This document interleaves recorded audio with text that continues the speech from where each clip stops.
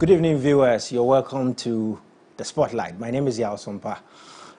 Today is the 14th of June, 2022, and we're going to discuss matters of rising inflation and the cost of living in Ghana. We hope you do stay with us and do have a pleasant evening. This evening, we will have Mr. Austin Game, who is a labor expert. We will have Mr. Daniel Enim, who is an economist, and Mr. Patrick Assuming, who is a senior lecturer at the University of Ghana Business School, joining us. The conversations are that the statistical service tells us that the rate for inflation is about 27.6 in May 2022 from the 23.6 in April. We're going to have a conversation on the Spotlight about, we'll take a commercial break, but when we come back, we'll have a conversation on the way forward. Welcome.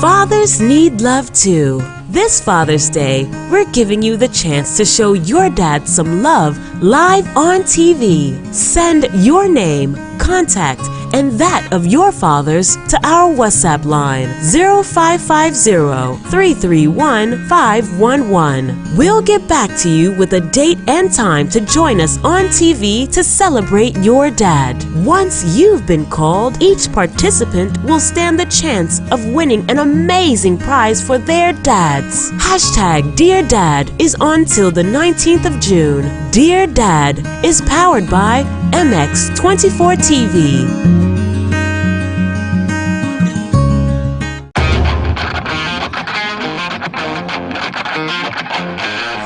Dreaming of a property for your home or workspace is one thing, but finding the property at the best locations with the most favorable condition and closing that deal is another. And that's why we are here. From Accra, Ghana, to Lagos, Nigeria, to Cape Town, South Africa, we are bringing you prime properties, affordable home solutions, and intriguing interviews with CEOs of various real estate companies and everything in between and on.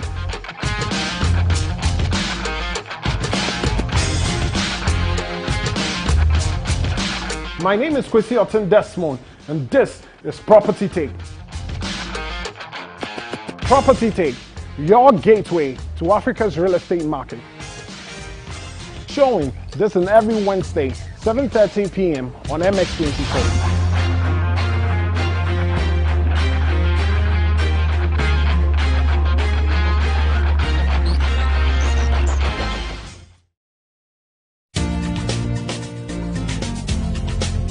Hello and welcome to the Real Travel Show, where we take you on an exciting journey of fascinating places around the world. Invite your friends. Be my guest on this weekly journey around the world. Discover the food. Oh yes, my friend. The music, arts, culture, and the magical sights and sounds. The Real Travel Show with me, yours truly, Ras Mubarak. You, my friend, are very welcome.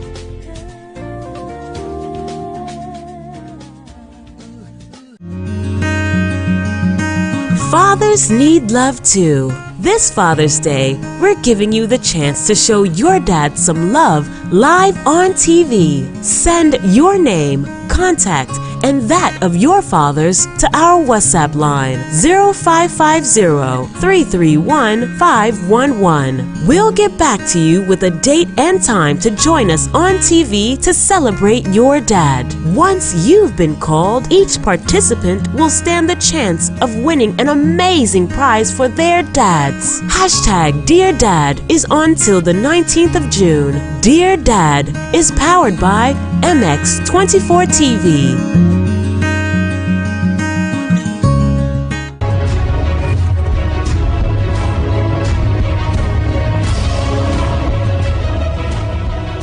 Welcome back, viewers. So this is the Spotlight. Today is the 14th of June, 2022. We're talking about rising inflation and the cost of living in Ghana. So we'll jump right into the conversations. We'll start the conversation with Mr. Patrick Assuming. Mr. Patrick, are you there with us? Can you hear us? Can we? Yes, I can hear you. Okay, so you're welcome to the show.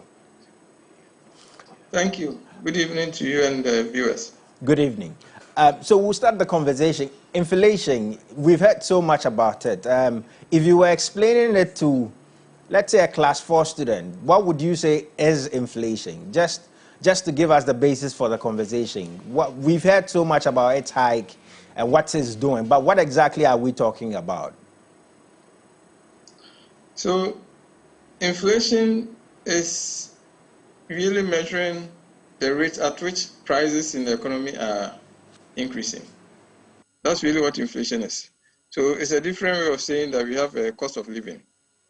So, what we do is that we look at items that typically Ghanaian households are buying for the purposes of consumption, and then in their also as well as in their quantities, and then we look at the rate at which their prices are changing. So in the case of inflation, it means that the prices are increasing. So when we say last year, we say in May, the year-on-year inflation number that we have, 27.6. It is the percentage increase in the prices from January 2021, from May 2021 to May 2022. So that's in essence is what the inflation is. Okay, thank you. So back to the, if Mr. Daniel Enyim is there. So this will stand to reason that from last year, a quarter of every item on the average households consume in Ghana the prices of things have increased by at least a quarter. Would that be right, Mr. Daniel Enyim? And what is causing that? What is driving such high prices? Thank you very much. I think the Ghana Statistical Service has outlined the drivers of the inflationary pressure we're experiencing. Number one have to do with the utilities. We're talking about electricity, water, and significant among them also have to do with transportation and food. So critically, these are the drivers or the elements or variables that are driving the inflationary pressure in the country. If you recall, in recent times, because of the increases in the fuel prices, that has trickled down to transportation costs. And once transportation costs increases, it affects almost everything within the domestic economy. And that's the reason which we are experiencing high inflationary pressures in the country. So basically, these are the drivers. Mr. Daniel, and what it means is that... Please go ahead, sir. Yes. So what it means is that if you have a CD, that is last month, in this, let's say you have a CD somewhere in February, that same CD cannot afford the same quantity or the same product you wanted to buy as of May, because the value in terms of increases it has gone up. So these are some of the implications. That's the reason which it reflects the cost of living within the domestic economy. And another effect is that it also equally affects the value of one's investment. Okay, so for example, if you have a savings account or you have put your money into any investment instrument, because even the treasury bill rate is not even up to 27.6. So if you put your money today into any instrument, any investment instrument, the money is likely to lose value, because by the time you get that money will not be able to afford a certain quantum or a certain amount of goods and services. And so that's how serious inflation is within any economy. And with incomes level remaining the same, most incomes have not been increased. Some are even not getting jobs because of the impact of the COVID-19, and that makes the situation very serious. Because once your income level is the same, but the cost of goods and services are increasing month by month. So what it means is that you have to sacrifice, you have to go the extra mile to be able to live an appreciable life. And that's the reason which almost everybody is crying. So these are the significant effects or impact of inflation on the economy and on the livelihood of citizens. Okay, thank you so much, Mr. Daniel Anim. Let's go back to Mr. Patrick Assuming. Let's break down in terms of the compositions of the drivers of inflation. We're told that about 39% is driven by transportation, which is what we're told that food is about 30%. We're told that we're actually the imported variable and the locally driven part. Can you help us conceptualize in terms of what is necessities? What can an average household do with, and what can an average household not do with, and what it means for standard of living, considering such hikes for general households? Okay, so if you look at our CPI basket that we use to compute the inflation, there are some of the items that are locally produced. So I think if you look at the current basket, it's about 65% of the items there are local, stuff that we do locally, and then some of them are imported. So when we do the inflation, we're able to tell the inflation rate on the imported items and the inflation rate on the local items. So that is the breakdown that the Statistical Service showed us at the last presentation. Now, if you look at from January 2021 to now, to the last number that has just been released, you realize that the cost of living has gone up almost 30%.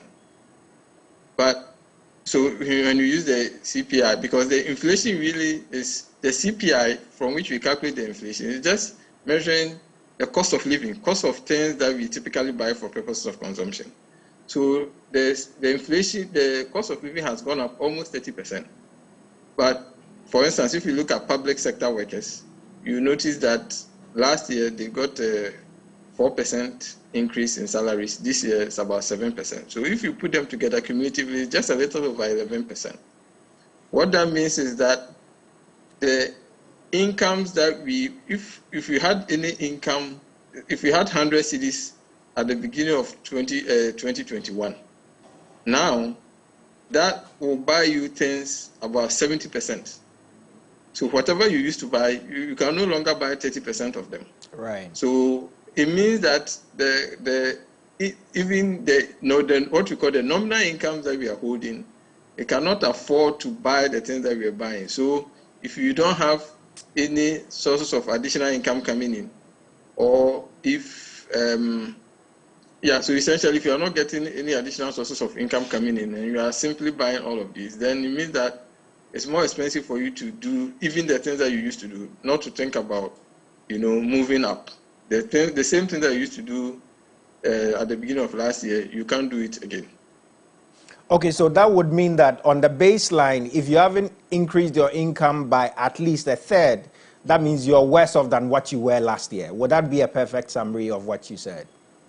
That would be a good way of summarizing it. But you see, this will affect different sectors, different people differently. So you see that there are some people who do home production and home consumption. They are, especially in our rural folks. So some of them, maybe they buy some of the food stuff, they buy from their own, they bring from their own farms. So in that sense, you could think about a scenario where even the inflation could benefit them. So if they were producing yams and then they sell some of the yams, then you could expect that they could be getting higher prices for their yam. But of course, every other thing that they are buying, it means that they also have to spend more. So if you run a business, sometimes it depends on what sector you are in. For some businesses, it's very difficult to pass on cost to your customers. So if your cost of production goes up and you try to raise your price, the customers will go to different alternatives. So if you are such a business, then it means that you are going to lose out. But then essentially those who are on salary, those who are salary workers who take salary and have to buy everything, they are going to feel the full force of the inflation, because if your salary is not going up and you have no additional source of income, then it's going to definitely buy it into your pocket.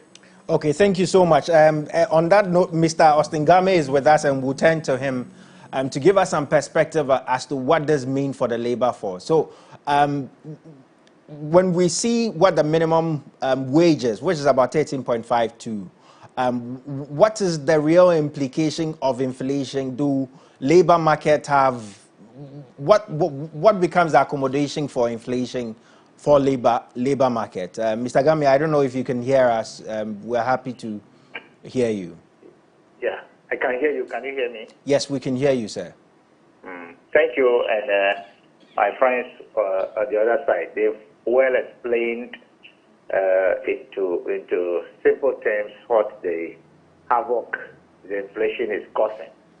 The reality here is that recalling, backward, that if government projected to achieve, let's say, a 10% inflation year on year, and they end up having 27% as it is today. What it means is that there is a shortfall of about 17, 18% thereabout. So what you have to do as the responsible, government will be to restore, to do a restoration of the people back to parity. And that is to say that you give them the difference, which is about 18%, back to them to enable them have the same income as though they've lost nothing. That is how restoration works when it comes to salary administration vis-a-vis inflation. Now, because if you give more than that, then you will be feathering the inflation again in one way or the other. But it's about income distribution as well. So clearly, what it is that if I were to be organized labor, they will have to go to the table and do two things. One, seek for restoration, and maybe seek for some reprieve, tax reprieve, or tax kind of moratorium in one way or the other, so that we don't contribute to further fueling of the inflation as it is. But it will turn around to bite us as well. The worst part of it is that inflation forces employers to spend more than they had projected. So it's two-way biting, whereas you don't have disposable income enough to spend. You also have a problem of some of you losing your jobs because of inflation. And employers, some of them are unable to pass on whatever increases they have to do on their goods and services onto their customers, and therefore they cannot afford to continue the business the way it is, and therefore they have to shrink the labor force. That's what they call redundancy in a simple term. So clearly it's a double-edged sword, and so when it's happening like this, it is for organized labor to find a way of meeting with the employer being government at a tripartite level, coming under Section 113 of the Labour Act, to ensure that they discuss the importance of the economy and its social welfare implications on the working people, and not bothering the life of employers, as it were. The government can use the tax threshold that we have to address some of those things. This is what they must be doing.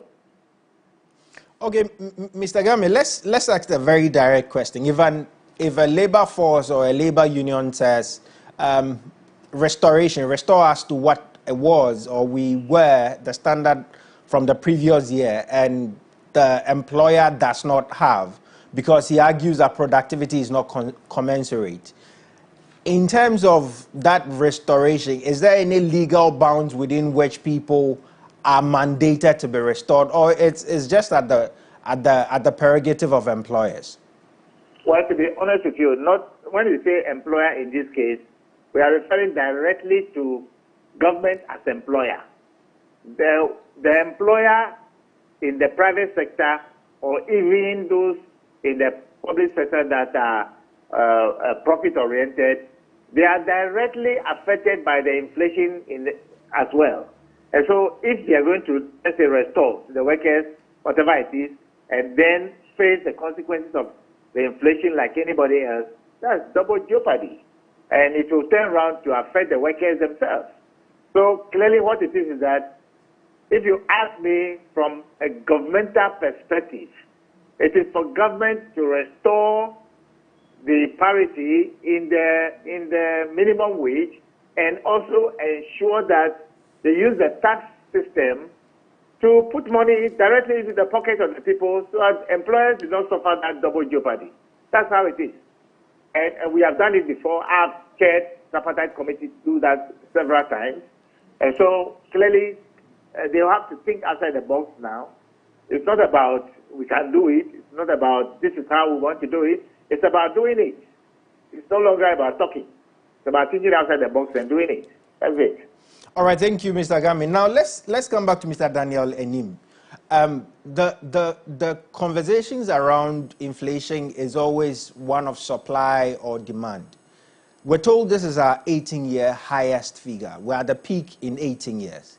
What suddenly changed? Is it all of a sudden demand for goods? It's so much outstripping supply, or in terms of the supply is so much. So what's the dynamics? What's driving?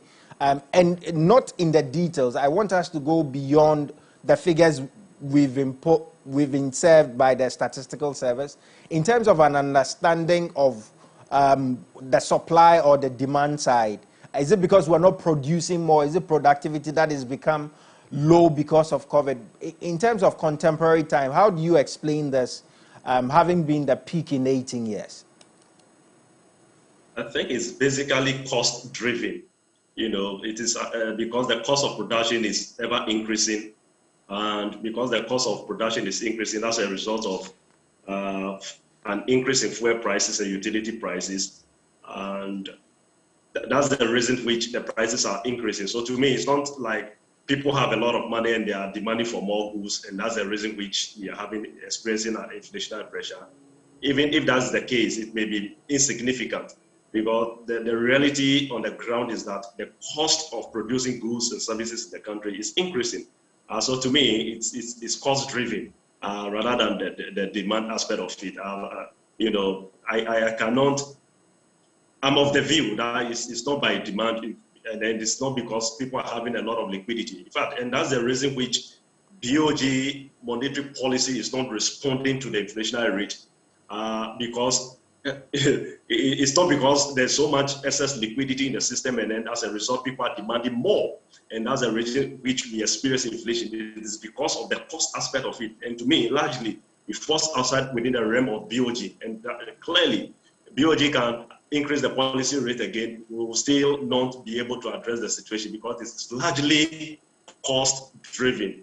So it is not a demand pool aspect of it, but it's largely driven by cost. And when it is cost-driven, the interventions are different.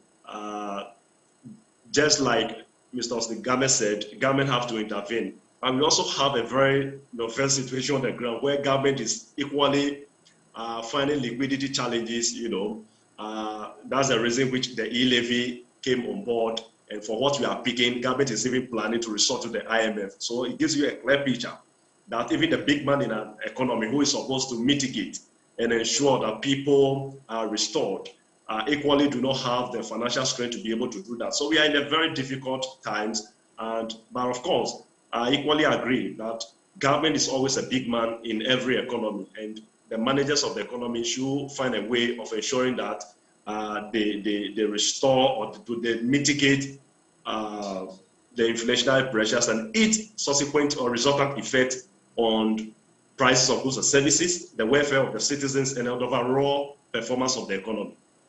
Okay, thank you. We'll ask, you led us into a very interesting leg of our conversation, but we'll take Mr. Patrick, assuming if we can hear your view, are you also of the view is demand side or is a cost-driven, and lead us into why the monetary policy interventions may not be effective, if it's your view that it's effective or otherwise. And then we'll look at how to solve this as a solution and what we can do to make sure our economy get better and we get out of this. So if we can hear you, Mr. Patrick, assuming as your view as to whether it's supply-driven or cost-driven, and whether or not the monetary interventions, monetary policy interventions, are indeed effective? I think that, many economists will definitely agree that the current bout of inflation we are seeing is primarily supply-driven and not demand-side.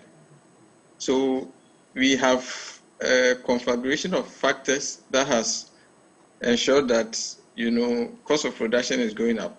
Now, so the supply side, usually we will say cost push inflation. When cost of production goes up, what it means is that if you had a fixed amount of working capital for which you used to buy, say, materials, when cost of production goes up, it means you can't buy the same quantity of material, and then you are forced to produce less. So if this is happening for a broad section of the economy, it will mean that for many goods and services, you will not be able to produce in as much. So even if demand is the same, and then we are producing much less, then we are going to see prices going up. So I think that is likely the root.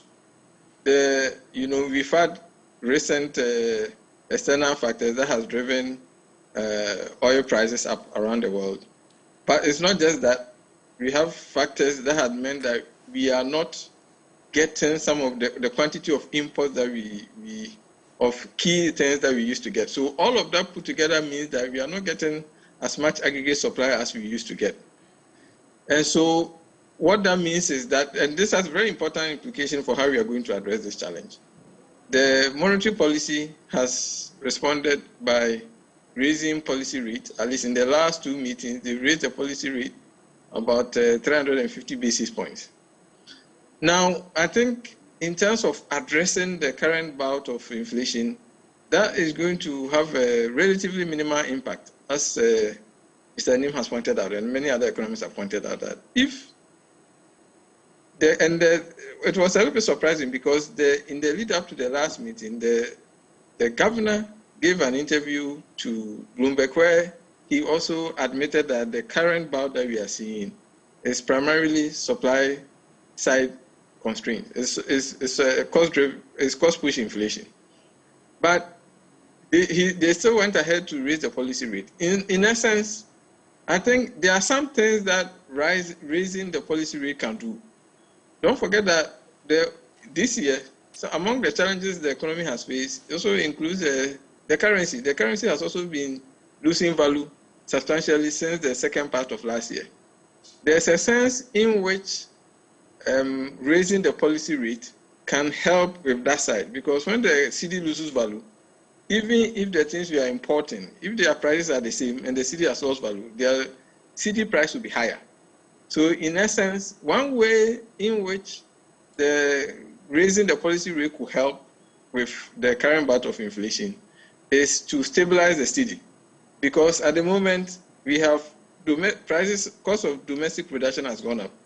We have the things that we are importing, their foreign prices are up, and then the currency depreciating.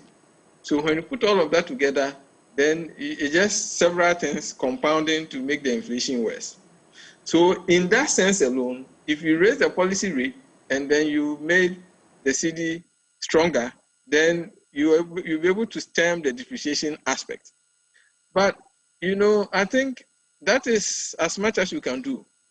When you do that, the core problem of the fact that we are, the supply, we are not getting as much goods and services as you get, that problem has not been solved. So that is the extent to which the monetary policy can go.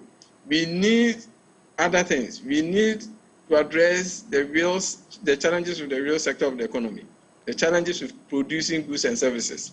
So I think that's really where we are. It doesn't appear that we are doing too much to tackle that. I think when you look at what government is trying to do with its finances, it appears that government is a little bit more focused on addressing its own books and making sure that it's meeting its fiscal deficit targets, apparently so that they can return to the international markets and start borrowing.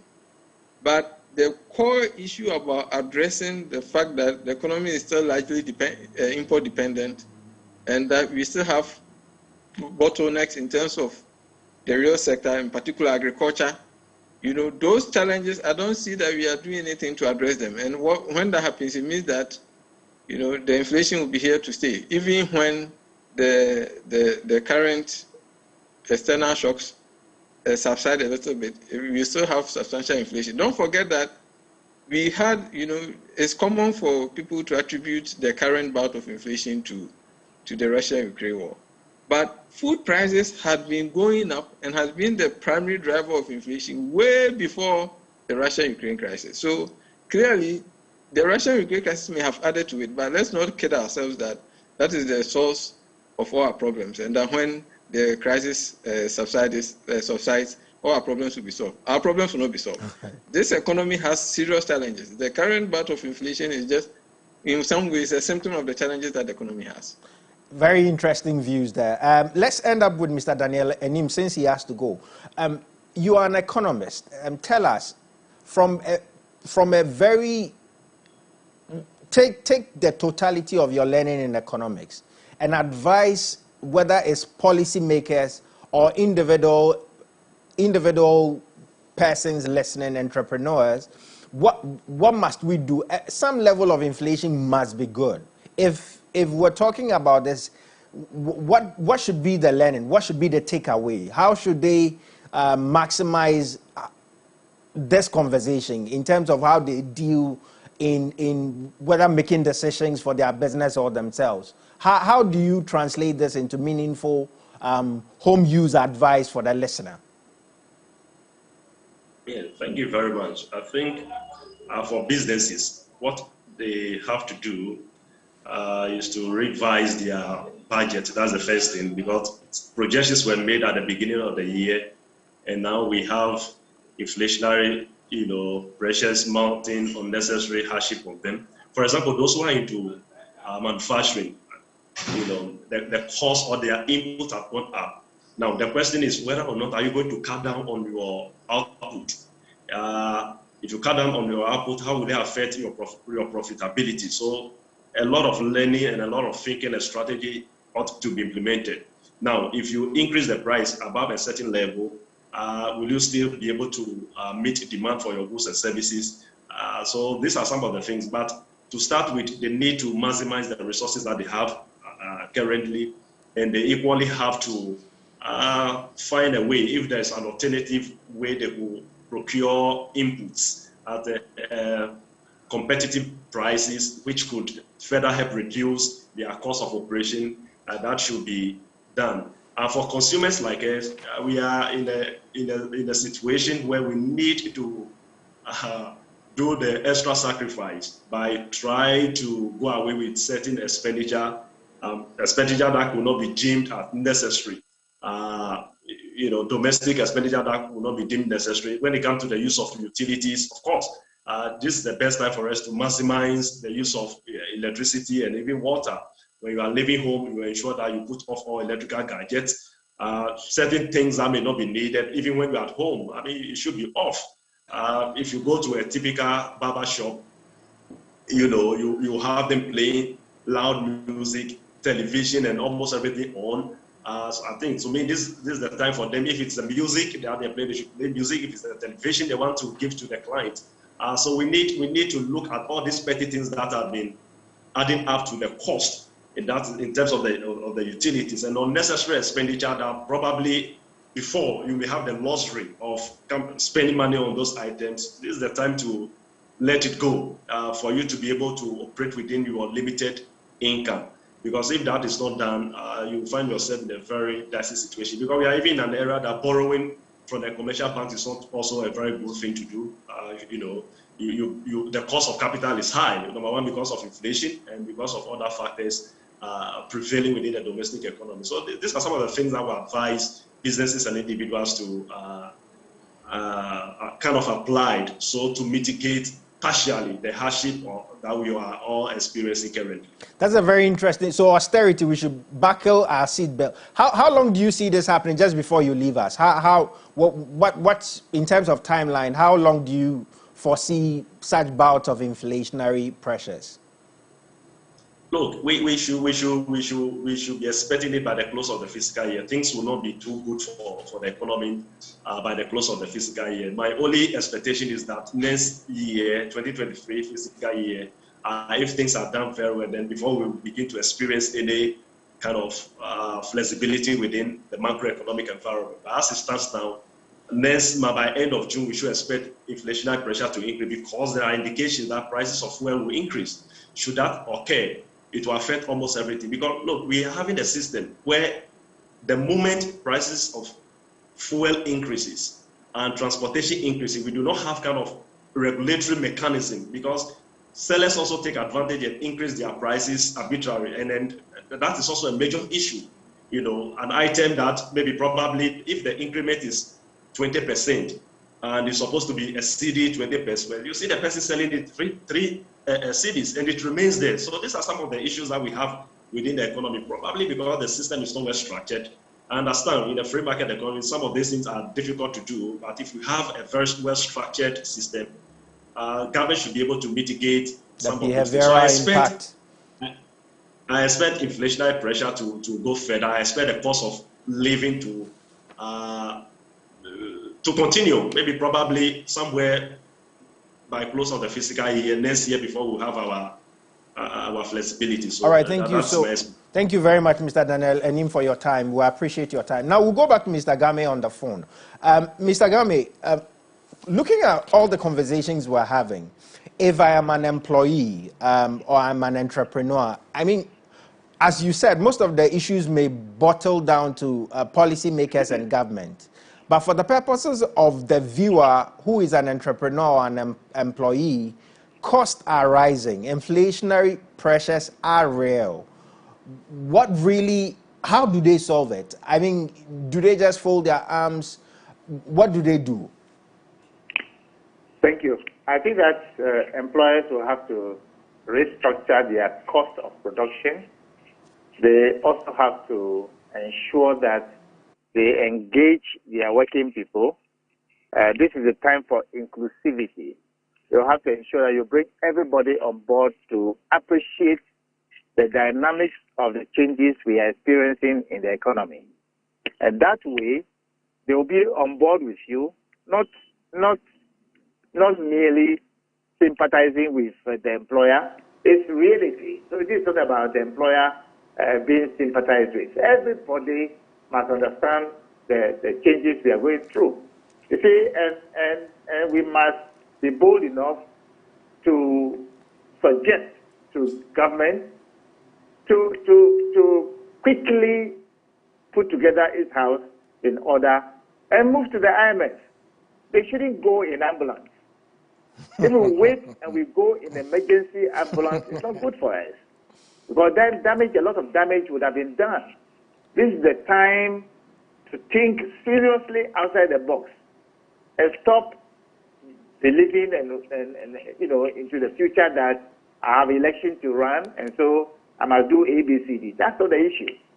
So that is the time employers must engage their workers seriously in a kind of inclusive conversation, throw light on the situation, let everybody see and know the consequences of being either unproductive or low production, and maximizing the use of available resources.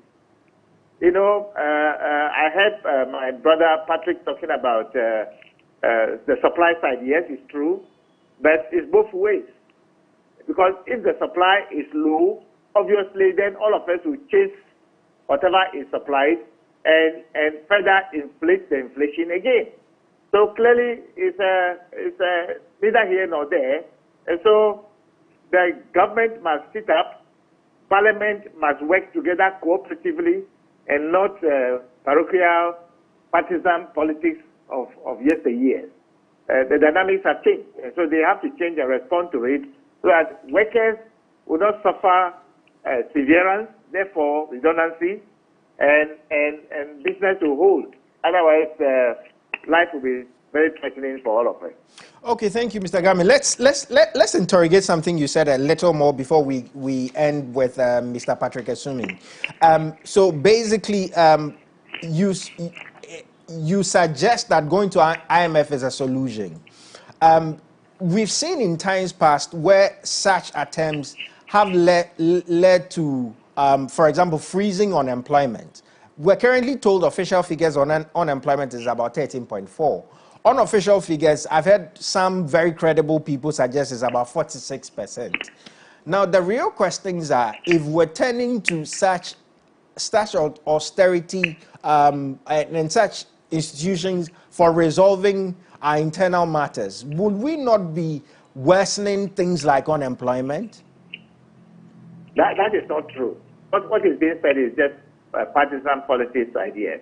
The reality is that I was at Senchi myself as a private person, and I can tell you on authority that all the submissions made to IMF was crafted at Senchi, and they adopted it wholly.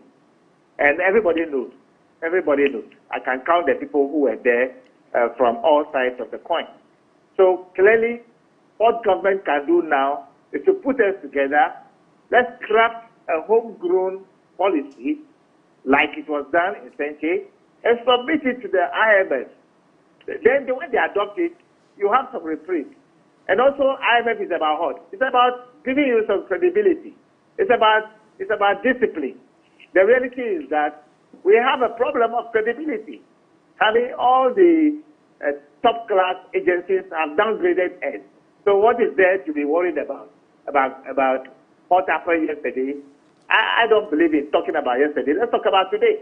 So the clear-cut answer is that we must plan something on paper ourselves, go now quietly to the IMF instead of waiting to be pressurized and go in ambulance.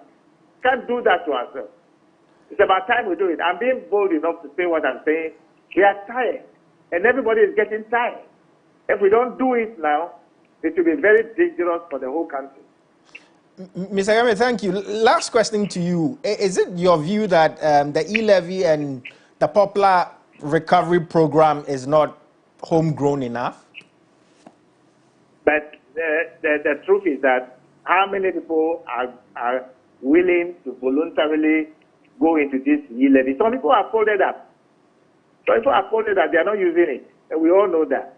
So whatever money that will be generated will not be enough to fill in the deep hole that has been created already by our own, misguided and misplanning.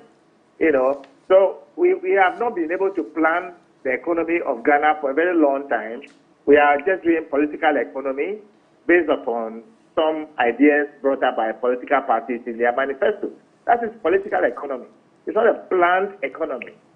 So clearly what we need to do is to get back to the basics and sit down and plan on paper properly what really should have been the case.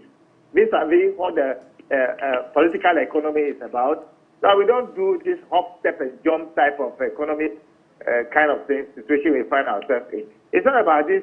And because I don't like talking about past, I'm not interested in talking about what NDC did in 13 years, 15 years ago. I'm not interested in that. What is confronting us today is what we must address. We really appreciate your time, sir. Thank you so much for joining us. And we'll end with Mr. Patrick Assuming. As your concluding words, speak to both sides, on the left and on the right.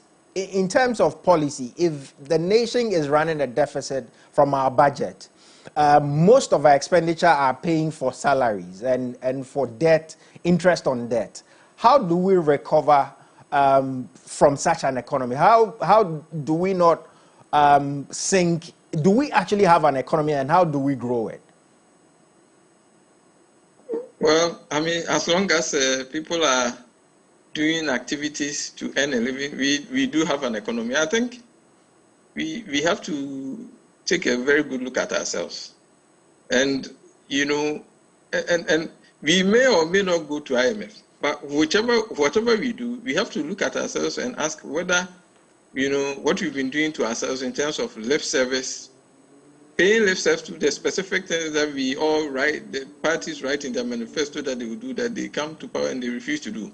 So I think it turns out that, if you look at in nominal terms, the revenue envelope has grown a lot. I think an unfortunate thing is that the government expenses have also grown substantially. And, we in time past, we were happy to go around and borrow and borrow and borrow. Now we can borrow.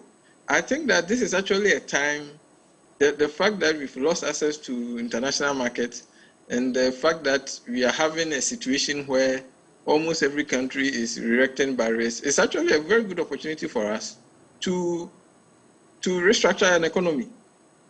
If the COVID taught us anything, it is that you can't depend on other countries for essential commodities in your economy. We didn't learn that lesson. And then suddenly we have another political crisis on our hands where countries have started blocking or imposing export bans, including Ghana ourselves. So I think what that tells us is that before we emerge from this, we should have made the structural changes that we always pay lip service to, that we refuse to make. Now, thankfully, next month, the finance minister is expected to present the mid-year budget, and we hope to see some admission of the problems and the scale of the difficulty we have, and a frank conversation about what government is doing and what Ghanaians need to do so that we all buy into, specific things that needs to be done. I think the idea that, window dressing and pretending that things are well, those days are gone. I think the cover is blown. Everybody knows that the economy is not doing well. So it is time for us to go to the drawing board, have a discussion, and say, these are the difficulties we face. Let us all agree, come to some form of consensus on what things we need to do, and stick to it and follow through, and make sure that, for once, we do things that will serve the long-term interests of the economy, and put in some proper structural reform measures, and not the things that we put in on paper and then we pretend everything is well when we know that things are not very well. That's really interesting. But just before you go, do you have any expectations for the mid-year budget? Would you expect any new thing on incomes or revenues? How does the government drive more revenue? How does it cut more expenditure? Any specifics you would want to share with us in terms of your expectation going forward? So, well, I mean, when the additional measures were announced, we were told that some of the things that have been on the drawing board for years that we've refused to do, we are going to do them. The finance minister told us that there will be some action on the property taxes by May. The finance minister said they are going to take action on the exemptions bill. So we are all waiting to see whether indeed the finance minister meant them, or he was just saying that in the heat of the moment to calm our nerves and then return to doing the same old things. So it will be interesting to see where we are with those measures. And then I also expect that we see something revolutionary, not the same old, there's too much praise singing when it comes to reading the state of our finances. I think that part has to stop. There has to be a healthy dose of realism. And we need to start seeing that when the finance minister says we are doing this, we are actually doing it. That is part of building the credibility, that you can't keep announcing every year that you do exemptions and then you don't do. So I'm looking forward to seeing where we are in terms of the 13 or so measures, additional measures that were announced back in March or so. We want to see that indeed we've gone through and we've implemented them. And if there are more innovative things, in particular things that will address the structure of the economy, those 13 measures say nothing that will change fundamentally how the Ghanaian economy Thank you so much. So we want to see more things. Thank you so much for your time. It was an honor talking with you, and we hope to have you some other time. So we really enjoyed the conversation with you and all the other guests who were kind enough to give us their time. So viewers, all too soon, our hour has come to a quick end. We've been discussing rising inflation and cost of living in Ghana. It's obvious that the cost of living is rising and rising pretty fast. about a third worsening in standard compared to last year. I think it's hard time we all sink deep into our creative juices and find out how do we generate more productivity. How do we sell more out of the things we make ourselves? Whatever it is, Ghana is our own to build. It's been an honor with you. My name is Yao Sompa, and it's been great serving you.